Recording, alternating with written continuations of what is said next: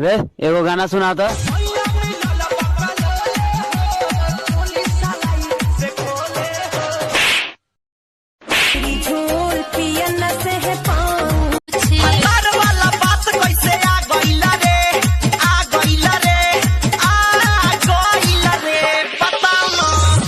हमर शादी के दिन उतरा गोइल रे। मैं इसलिए आज कुछ और हूँ, कुछ और हूँ।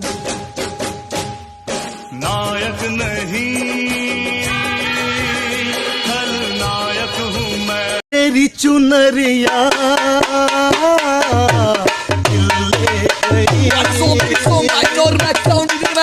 ये बिंदिया ले गई। लाइकी ये चंदा, हाँ? I love you. अंग्रेजी में ना, भोजपुरी में बोला। एगो द अपने तो कहता इसकी भोजपुरी में बोला। हमरा बड़ी मन करता मुर्गा के पथरी खाए के। अरे हमहू का बड़ी मन करता मछली के टंगरी खाए के। हमरा बड़ा मन करता दोनों कुल के गोड़िया पे खोला तो मारे के।